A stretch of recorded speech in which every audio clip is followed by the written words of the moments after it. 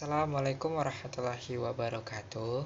Perkenalkan, nama saya Suhada Ramadhanu, kelas IKM 2, mata kuliah Biomedik 2, Fakultas Kesehatan Masyarakat. Saya akan menjelaskan tentang proses pembentukan sperma. Nah, proses pembentukan sperma atau disebut dengan spermatogenesis.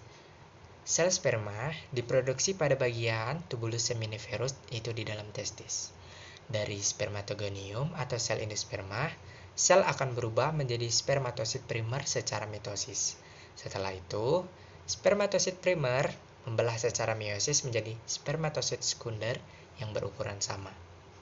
Pada tahap meiosis kedua, spermatosit sekunder membelah diri lagi menjadi 4 bagian spermatid dengan bentuk dan ukuran yang sama.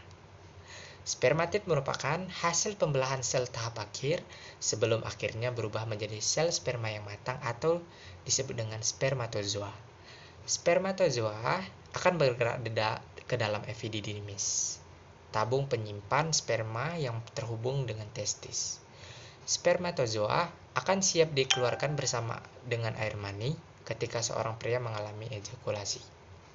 Selama proses spermatogenesis, lebih dari 300 juta spermatozoa akan diproduksi setiap harinya. Namun, dari sebanyak itu, hanya ada sekitar 100 juta sel sperma yang berhasil matang dengan sempurna pada proses pembentukan akhir.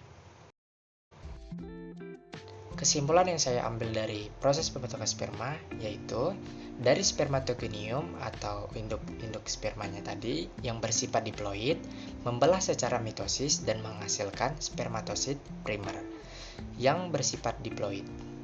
Ya, setelah itu spermatosit primer membelah secara meiosis 1 yang menghasilkan spermatosit sekunder yang bersifat haploid. Dan di sini sudah terjadi yang namanya pengurangan jumlah kromosom. Selanjutnya, spermatosit sekunder yang bersifat haploid ini membelah secara meiosis 2 yang menghasilkan spermatid yang bersifat haploid.